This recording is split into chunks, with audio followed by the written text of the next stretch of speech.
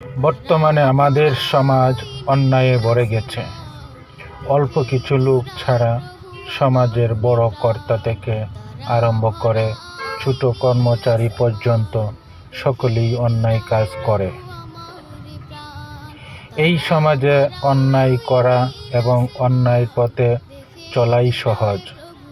অন্যায়কারীদের জন্য সমাজে টিকে থাকাই কঠিন। কিন্তু একথা জেনে রাখা দরকার,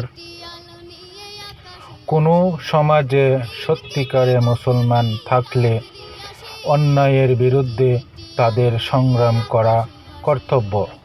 মুসলমানরা যদি ইসলাম বিরোধী কাজ না ঠেকায় তবে তাদের ঈমান আছে বলে ধরা যায় না।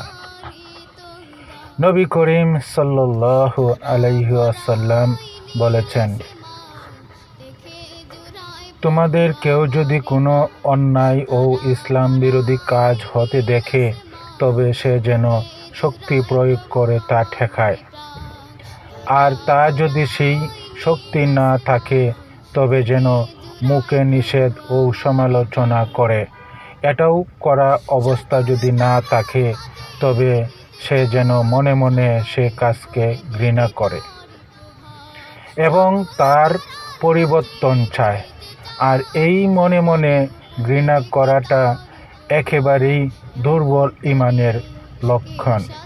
মুসলিম, আবু সাঈদ খুদরি রাদিয়াল্লাহু। সম্মানিত দর্শকবৃন্দ, আমার ভিডিওগুলো আপনাদের কাছে কেমন লাগে তা কমেন্টস করে জানিয়ে দেবেন এবং ভালো লাগলে শেয়ার করে সবাইকে দেখার সুযোগ